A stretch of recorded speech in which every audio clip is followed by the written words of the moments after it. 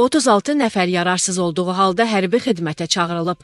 26 nəfərin isə sağlam olsa da, Səfərbərlik və hərbi xidmətə çağırış üzrə Dövlət Xidməti tərəfindən 2023-cü ilin may ayından etibarən korrupsiya hüquq pozmaları və digər neqativ hallarla bağlı araşdırma aparılması üçün Baş Prokurorluğa təqdim edilmiş məlumatlar açıqlanıb. Baş Prokurorluqdan verilən məlumata görə qeyd edilən dövrdə mütəmadi olaraq sistemli şəkildə dövlət qurumları ilə birgə hərbi xidmətə çağırış vaxtı yol verilən qanun pozuntularının qarşısının alınması, şəffaflığın təmin olunması və korrupsiya hallarının aradan qaldırılması məqsədilə kompleks tədbirlər görülüb. Belə ki, 2025-ci ilin 1-ci rübündə Baş Prokuror yanında Korrupsiyaya qarşı mübarizə Baş İdarəsi tərəfindən qeyd olunan sahədə aparılmış araşdırmalar vaxtı ümumilikdə 36 nəfərin hərbi xidmətə yararsız olduğu halda çağırıldığı, 26 nəfərin isə sağlam olmasına baxmayaraq tibbi müayinədən sonra xidmətə yararsız kimi qeyd olunduğu müəyyən olunub. Həmçinin 12 şəxsin müxtəlif saxta sənədlər vasitəsilə hərbi xidmətdən yayınması faktları aşkarlanıb. Bir çağırışçının xəstə olmasını təsdiqləyən yalnız bir həkim ekspert olmuş. Milli Məclisin deputatı Aydın Mirzəzadə Yeni Müsavata mövzu ilə bağlı fikirlərini belə izah edib.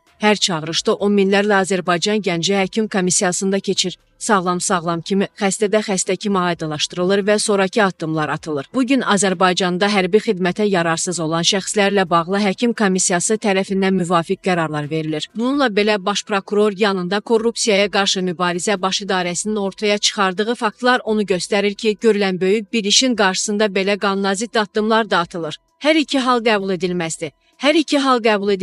Xidmətə yararsızın xidmətə çağırılması yol verilməzdir. Çünki o təkcə hərbi xidmətə zərər vermir. Eyni vaxtda ailəsi gərginlik keçirir. Çox təəssüf ki, xidmətə yararsız olduğu halda xidmətə cəlb olunmaq gəncin ya xidmət etdiyi dövrdə, yaxud da xidmətdən sonra yaşadığı gərginlik sağlamlığa zərər vura, hətta həyatını dəyişə bilər. Eyni vaxtda sağlamlığı imkan verdiyi halda kiminsə yararsız kimi qeyd olunması birbaşa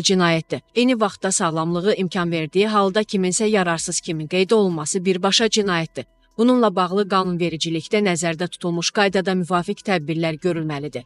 Görünən odur ki, dövlət bu məsələyə ciddi diqqət edir. Bir tərəfdən təhlükəsizliyimizin qorunması üçün hərbi çağırış qaydalara uyğun həyata keçirilir və silahlı qüvvələrimiz on minlərlə vətəni qorumağa hazır olan sağlam gənc əsgər əldə edir. Digər tərəfdən isə sağlamlığında həqiqətən problem olanları ya müalicəyə göndərirlər, ya da xidmətdən kənarda saxlayırlar. Qanunazid addımlar isə ortaya çıxdıqdan sonra hüquqi qiymət verilir.